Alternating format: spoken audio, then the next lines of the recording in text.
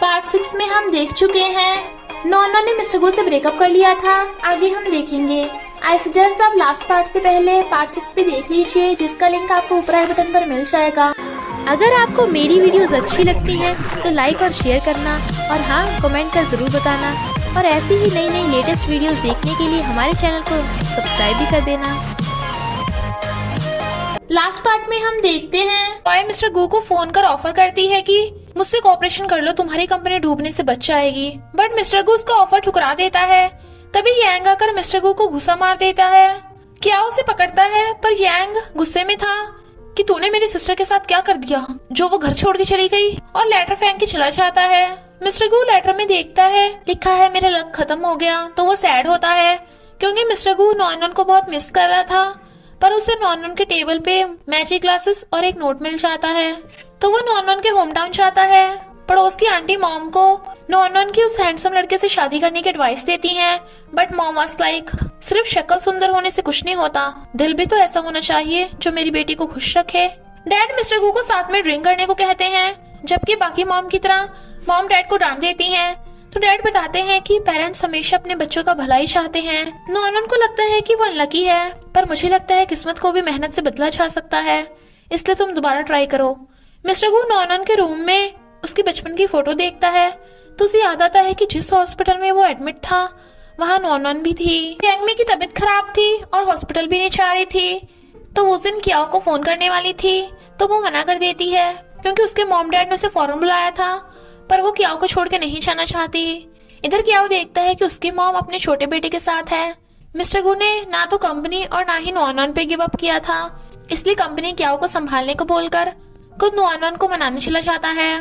इधर नॉनन को part time job पे डांट पड़ रही थी, तो वो पैम्पलेट्स बांटने चाहती है, पर पैरट ने से बुड़क के सारे पैम्पलेट्स बिखर जाते हैं। तो बॉस चिल्ला पड़ती है। बेचारी नॉनन किस्मत के मारी पर हार नहीं मानती।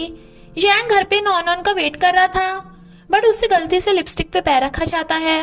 नॉनन घर आती है तो मिस्टर गो खड़ा उसका वेट कर रहा था। वो भागने लगती है और मिस्टर गो उसके पीछे। वुजिन को देख यांग उसकी लिपस्टिक छुपाने लगा था, पर वो एक्सीडेंटली उसके मास्क पे लिपस्टिक वाला पैर रख देता है, तो सॉरी बोलता है कि मैं नहीं ला दूंगा। बट वो कहती है ये मेरी लिमिटेड एडिशन लिपस्टिक थी, और उसे घर से बाहर फेंक देती है। जबकि वो गेट खोलने को बोल रहा था, तभी नॉनन भी घर आकर गेट बंद कर लेती है। फिर क्या दोनों अपनी अपनी वाली को आवाज मारते हैं। वुजिन यांग को जैकेट देके गेट बंद कर लेती है। मिस्टर गो हंस पड़ता है, तभी नॉनन भी मिस्टर गो को डांट के गेट बंद। यांग को हंसी आ जाती है। उनके चिल्लाने पे दोनों गर्लफ्रेंड उन पे चिल्ला के गेट बंद। मॉर्निंग में दोनों उठ के देखती हैं कि पहले से ब्रेकफास्ट बना रखा है। इनफैक्ट ये यांग और मिस्टर गो ने किया था, तो दोनों को कुल्ला हो जाता है। नॉनन कहती है वो यांग भी तुम्हारी हेल्प कर रहा है। मिस्टर गो तुम पगला गए हो क्या, हमारा ब्रेकअप हो गया। वो कहता है हाँ, मैं तुम्हारे लिए पागल हूँ, मैं सिर्फ तुम्हारे साथ रहना चाहता हूँ। ब्रेकअप हुआ तो हम फिर से स्टार्ट कर सकते हैं। पर वो इम्पॉसिबल बोल के चली जाती है। बॉस आकर बताती है कि नया वेटर आया है, बट वो मिस्टर गो को देख हैरान। इनफैक्ट मिस्टर गो ने बदले में बॉस को स्नैक्स दिए थे। नॉनन उसे कंपनी संभालने को कहती है, और तुम्हारी लड़की का क्या होगा। वो कहता है वो तो क्या संभाल रहा है, इसलिए पार्ट टाइम जॉब करने आया हूँ, और जब तक तुम मेरे साथ हो मुझे लड़की से डर नहीं। फिर वो सारे कस्टमर्स को हैंडल कर रहा था। नॉनन को तो अपनी आंखों पे विश्वास ही नहीं हो रहा था कि मिस्टर गो ने स्माइल किया। क्या वो इनडायरेक्टली वुजिन से फैंगमी के बारे में पूछता है, तो वो बता देती है कि फैंगमी अभी तुम्हें बहुत लव करती है, इसलिए उसे फौरन जाने से रोक लो, वरना बाद में बहुत पछताओगे। बॉस बोल देती है कि जो ज्यादा कस्टमर्स लाएगा वही जॉब पे टिक पाएगा। तो नॉनन टेडी बन के नाच नाच के पैम्पलेट्स बांटने लगती है। बट जैसे ही मिस्टर गो पिकाचू बन के आता है, सब गर्ल्स पैम्पलेट्स के लिए भीड़ लगा लेती हैं। बॉस हंसती है, बट नॉनन को तो पोपटी हो गया था। जब मिस्टर गो नॉनन को गिरने से बचाने वाला था, उसके हाथ पे कॉफी गिर जाती है। वो लड़की माफी मांगती है, बट उसने उसके हाथ को टच कर लिया था। नॉनन पूछती है मिस्टर गो तुम ठीक हो, बट वो भाग पड़ता है क्योंकि उसे एलर्जी होने लगी थी। नॉनन रोने लगती है और उसे होश में लाने के लिए आर्टिफिशियल रेस्पिरेशन देने लगी थी। क्या वो देखता है कि मॉम से सामान नहीं उठ रहा, तो वो भागता है, पर छोटा बेटा मॉम की हेल्प कर देता है। फैंगमी आकर कहती है मुझे पता है तुम अब भी अपनी मॉम को लव करते हो, तो क्यों खुद के दिल को लॉक कर रखा है। तुम्हारी मॉम अपनी लाइफ में आगे बढ़कर खुश हैं, तुम्हें भी आगे बढ़ना चाहिए। और उसे पकड़ के किस कर देती है, तो कहती है senior I like you, 99th बार मैंने कन्फेस किया, और शायद आखिरी बार भी। और चली जाती है, जबकि क्या रो रहा था। यांग वुजिन को मनाने चाहता है, बट वो कहती है अब हम कभी नहीं मिलेंगे। वो पूछता है पर क्यों, क्या मैंने फिर से कोई गलती कर दी, क्या लिपस्टिक तोड़ दी कोई? वो कहती है बात लिपस्टिक नहीं है, बात ये है कि मैं तुमसे लव नहीं करती।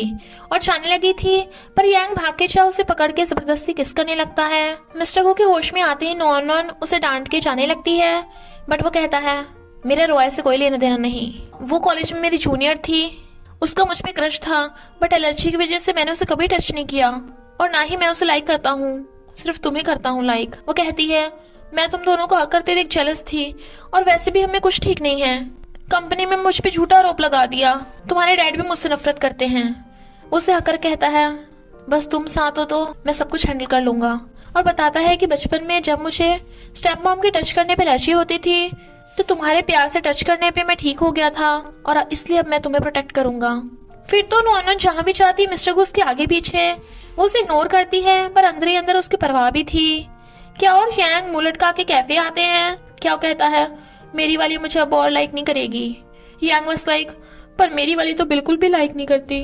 मिस्टर को कंग्रेचुलेट करता है तो कहते हैं तेरी वाली कौन सा पट गई, और उसे मारने लगे थे। नॉन जॉब पे आती है पर उसे देख भागने वाली थी, बॉस रोकती है तो बीमार होने का बहाना मार के भाग जाती है।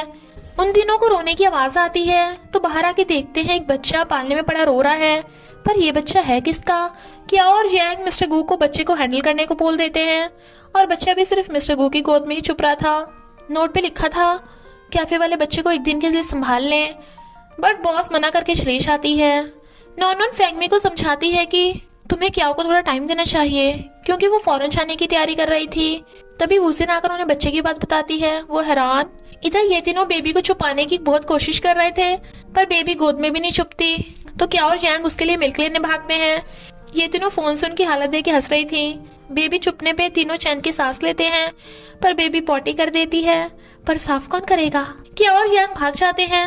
मिस्टर गू नॉन को फोन कर बुलाता है तो दोनों अपना मास्क ग्लव्स पहन के बेबी का डायपर चेंज करते हैं, पर देखने में ऐसा लग रहा था जैसे ऑपरेशन कर रहे हों। नॉन देखती है मिस्टर गू कितने अच्छे से बेबी की केयर कर रहा है, यानी फ्यूचर में अच्छा डैड बनेगा। पर हैरानी की बात ये थी कि मिस्टर गू को बेबी से एलर्जी नहीं हुई, जबकि वो बेबी गर्ल है। यानी मिस्टर गू को सिर्फ उन्हीं से एलर्जी होती है जिससे उसे लगता है कि वो उसे चोट पहुंचा सकते हैं।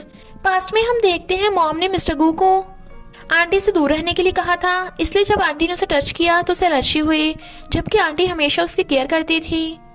बेबी की मॉम उनका थैंक यू करके बेबी को ले जाती हैं।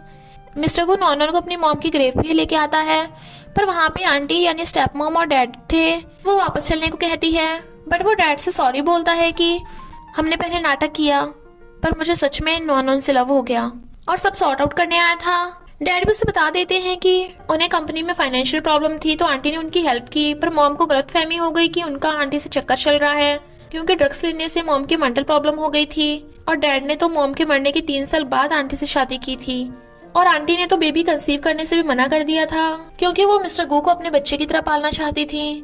बाप बेटे में सारी प्रॉब्लम सॉल्व हो गई थी और मिस्टर गू भी स्टेप मॉम को अपनी फैमिली मान लेता है, जिससे वो बहुत खुश थी।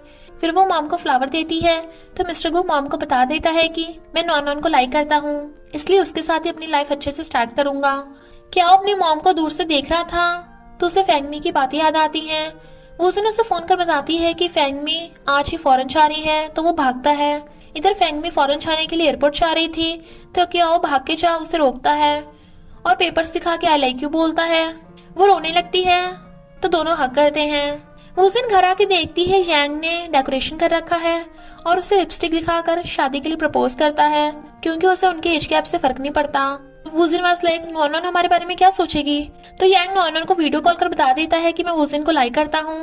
वुजिन भी उसे आई लाइक यू बोल देती है तो वो उसे हक कर लेता है। नॉन हैरान थी। Then mister Gu was like हाँ तुम्हारे अलावा ये बात पूरी दुनिया को पता है, बट वो कहती है ज्यादा उछलो मत, मैं तुमसे अभी भी गुस्सा हूँ। तो वो उसे करीब कर किस कर लेता है और ब्रेसलेट पहना देता है। नॉन भी मान जाती है। रॉय मिस्टर गू की कंपनी में कब्जा करना चाहती थी, बट वो दोनों भी उसे सबक सिखाने के लिए रेडी थे। फिर वो मिस्टर गू से बात करने आती है, पर नॉन वाज लाइक मेरे होते हुए नाची नाची, और उसे बताती है कि लव का असली मतलब उसे खुश देखना है, ना कि फोर्स करना। मिस्टर गू मुझे लाइक करता है और मैं उसे, तो मैं उसे कभी नहीं छोड़ने वाली। फिर वो सब मिलकर काम पे लग जाते हैं गेम को एडवांस करने में। पुराने एम्प्लॉयर्स वापस आ गए थे।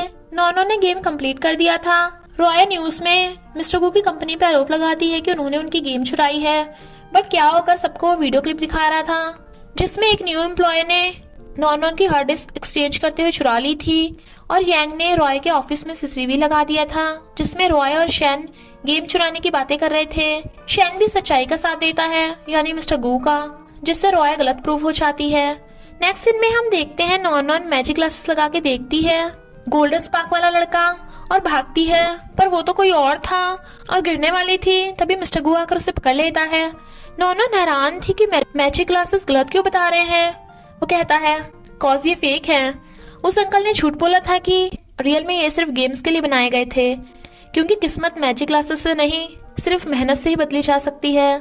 और उसे गेस करता है क्या और फैंगमी और वुजिन और यांग भी साथ हो गए थे और इसी हैप्पी एंडिंग के साथ इस स्टोरी का एंड हो जाता है। तो बस थोड़ा सा इंतजार करना, फिर मिलेंगे एक न्यू स्टोरी के साथ।